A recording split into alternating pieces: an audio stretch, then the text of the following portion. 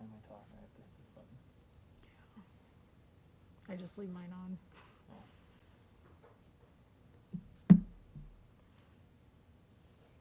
All right, it's 5:30. We'll call the meeting to order. District's promise statement is we promise to provide a supportive environment where unique learning experiences empower all for their chosen life adventure. Are there any additional items for the agenda? If not, do we have a motion to approve the agenda? I'll make a motion to approve the agenda. That's Tim Burke. Do we have a second? I'll second. That's Tim Elke. Any further discussion? All those in favor say aye. Aye. Those opposed say nay. Motion carries 6-0. Recognition of visitors and open forum. Don't have anybody here tonight. Reports and presentations. First up, special education report. We have Heather Harms on. You can take it away. Heather, it's you, so I'll put myself on mute and you can start talking. You're still on mute. But if you mute yourself, I can't hear anything. Who am I speaking to besides Katie? You've got the remainder of the board in the room. When there's time for questions, I'll take myself off mute, but for now, you can just talk and I'll be muted. We can hear you. Okay, very good. All right, good evening, everyone. I was just going to do a quick update on a few topics. So the first one is, as you know, we were bringing in some students on IEPs during your distance learning at the secondary level. And I was checking in with staff a couple weeks ago and then recently about how things are going. And staff were excited to have kids back into school. They saw kids that were falling behind with missing assignments and such getting caught up. And staff were just overjoyed to see their kids and be with kids. So that is great. They said there's a great structure and system in place that allowed them to easily bring kids in and work with them face to face. So that's great to hear.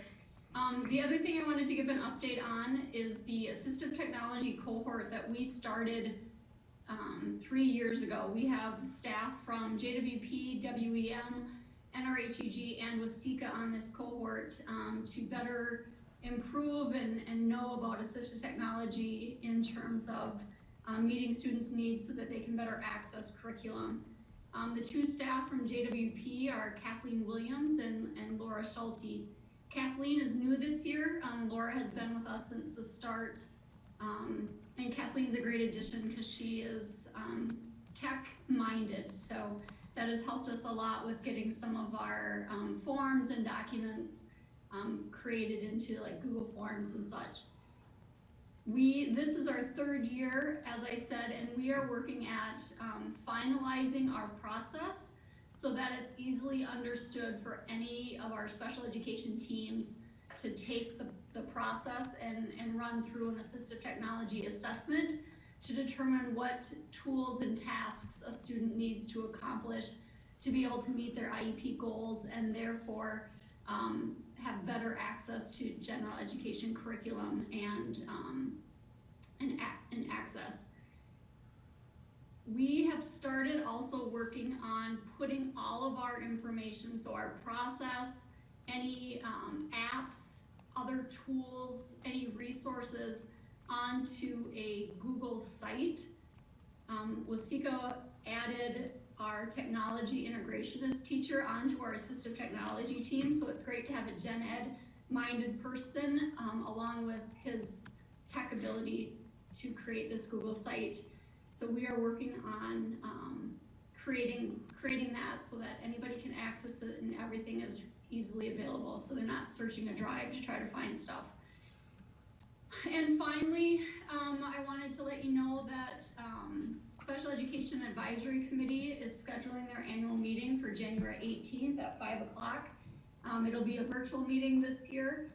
This is a committee required by MDE, which allows communication and collaboration between community, families, and school. And so it's we invite parents of students who have special education services to share their experiences and any suggestions and ideas that they may have to better our programming for them. And sometimes that also means giving us ideas about their students' access to general education as well. So those are the 3 things I wanted to touch base on, and if you have any questions.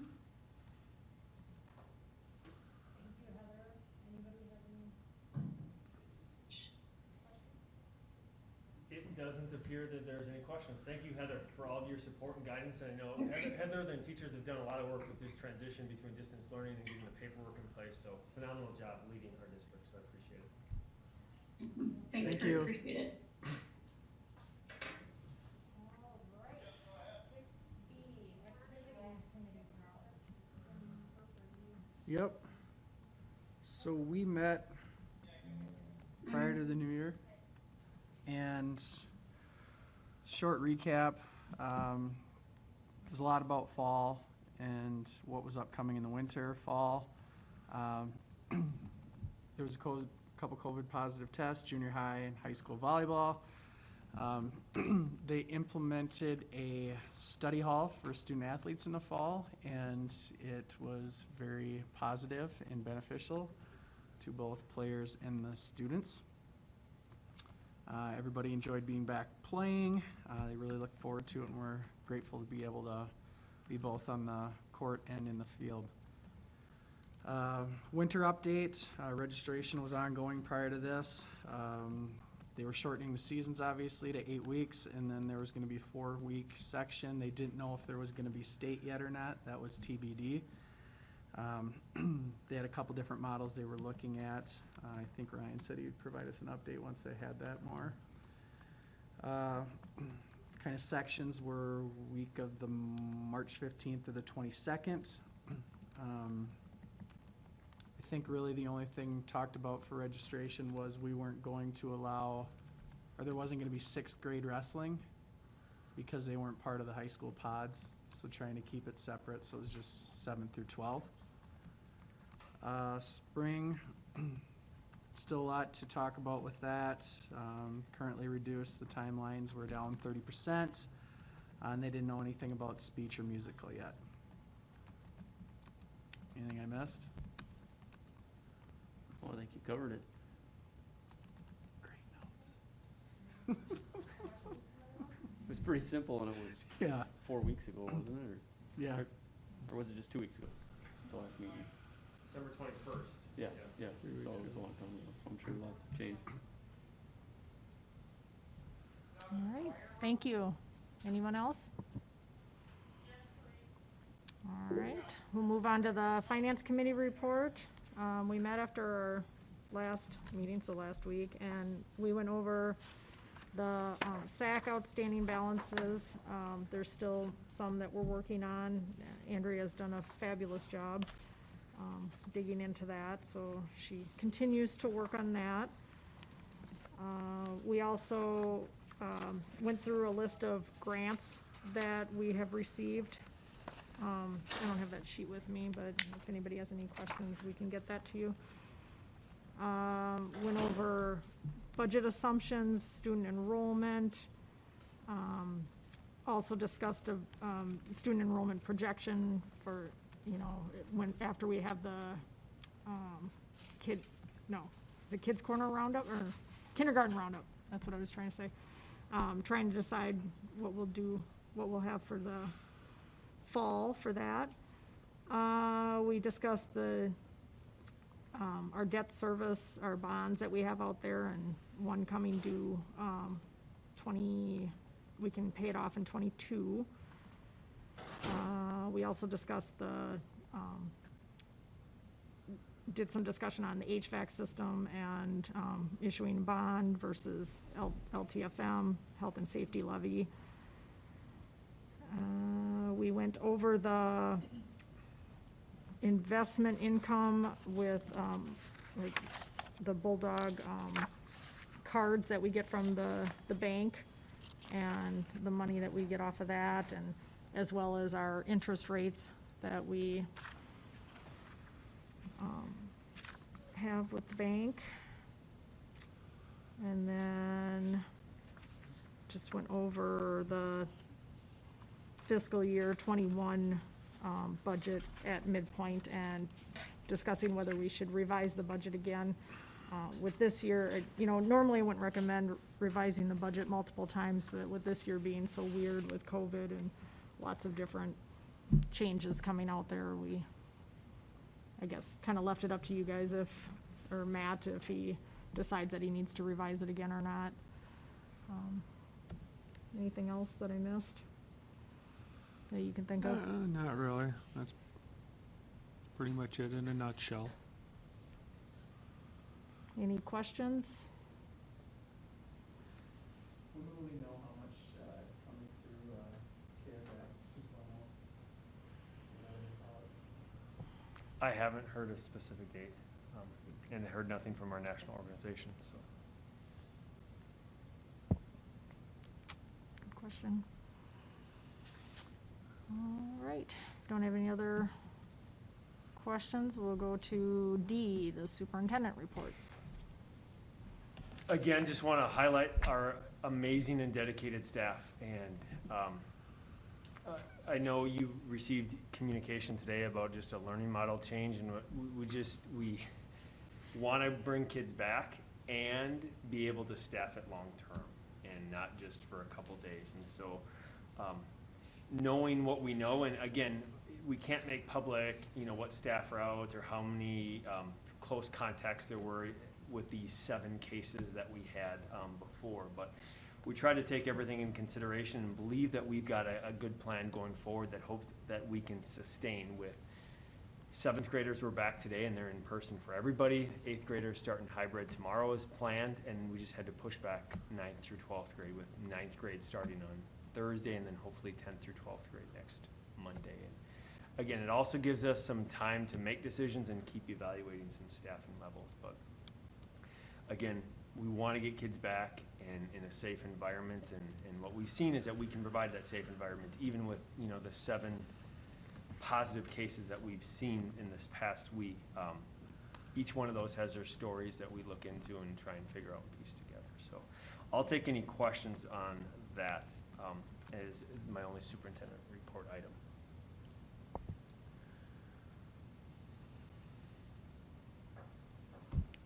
I just want to personally thank you.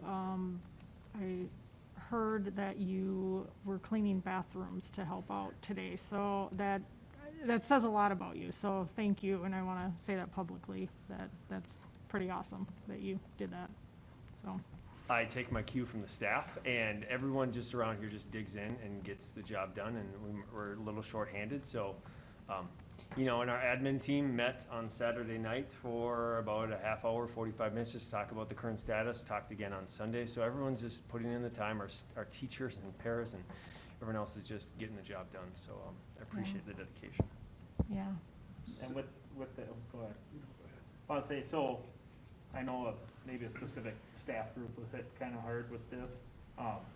Was there any discussion in the past of if a certain amount of a particular group is, quarantining or whatever, how we handle that? Or, I mean, say if the kitchen staff goes next, I mean, is there a plan in place to, if it were to ever happen, to have something lined up? Yeah, we've talked a little bit about the kitchen staff, because that's one where, food service, and they're sort of close, and they do a good job eating lunch separately, but we've talked a little bit about it, but there hasn't been a set program. I know Sarah's got some plans, but her and I don't have a real outline plan, just because there's so many variables within that.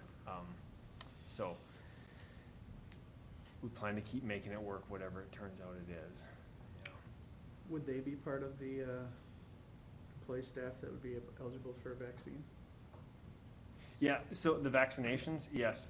Everyone who works with kids, yeah. So we're currently formulating our list. Yes, and to go back to Scott's question, we also talk about bus drivers being one of those that, could potentially cause us some issues. And we've at least had that conversation and have a list of subs, and I know Tim's been good about trying to increase that, so. Yeah. Any other questions, comments? Okay, we can go on to the strategic plan report then. Yes, I got two things for you. The first one is, again, one of the action steps in our strategic plan is building connections between our school and our community, and we received a grant for a workforce coordinator for 2 years through South Central Service Co-op. So in her report, I'll just list off the things, but here's some businesses or individuals that she's been in contact with, whether they're to come in and give class presentations for our students to do job shadows or to project partner with them, is the Soybean Growers Association, Minnesota DNR, Mayo Health Systems, Midland Crop Management, New Birth, Boss Supply, UC Labs, Janesville Journal, Big Idea Trailer, and Prairie Ridge Golf Course. And I know there's a couple of ones that she left out on the list, but again, I just want to highlight that we are trying to complete some of the action steps that we have listed, and I know these connections to our community are important. So it's the first thing. The second thing is Mike Birding worked extremely hard on a video. And the purpose of this was it's a 2-minute video just to showcase our strategic plan. We looked into it when we first had the idea. It was about $8,000 to do a video, and of course Mike Birding says, I feel like I can do that. And he just, I know this weekend he just finalized some details, but I did want to take, like I said, it's a 2-minute, 13-second video that I did want to introduce to you, and again, thank Mike, and I know Wendy had met too and provided some pictures, so without further ado, I'm going to play that. Having a plan helps us grow. The JWP strategic plan was created over 10 months with input from students, staff, and community members.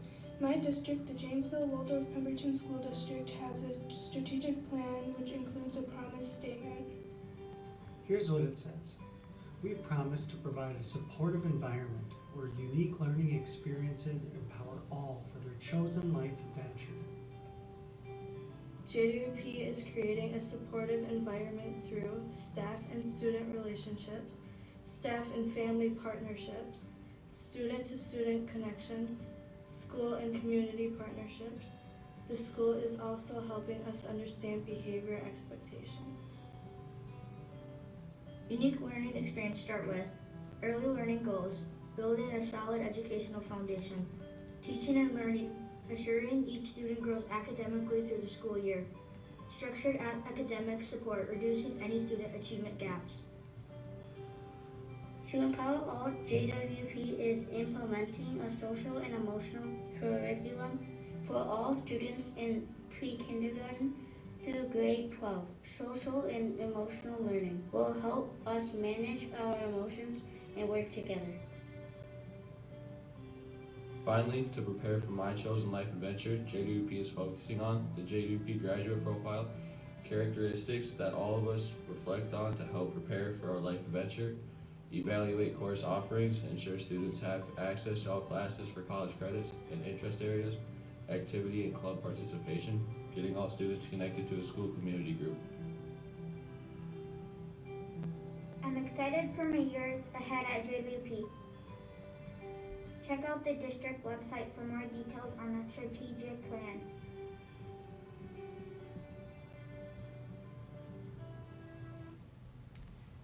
That was awesome. There we go. Thank you, Mike, for putting that together. That was really good. And otherwise, that's all I have for the strategic plan unless there's other questions. Now that's going on our District website. Yes. website, okay, okay. Very nice.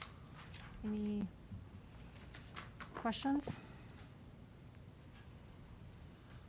All right, we can move on to F, budget information enrollment update.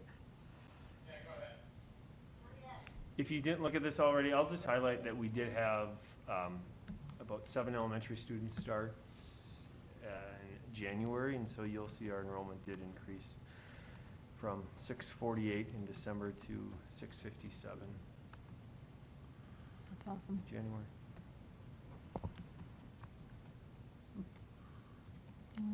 Any questions? You know, were they from out of the district? Were they homeschooled? Were they? I believe 2 families moved out of the district into the district. Okay.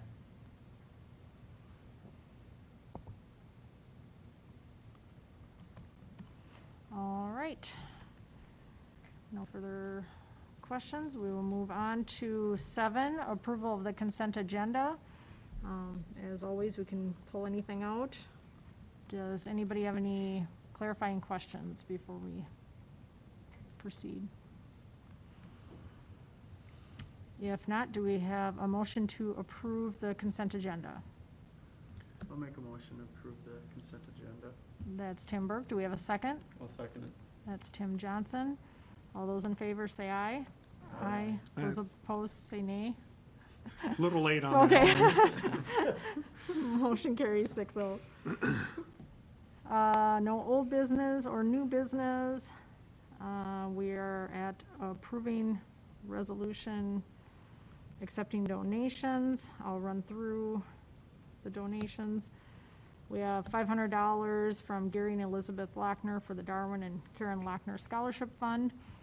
$47 from Casey's Loyalty donation to the general fund.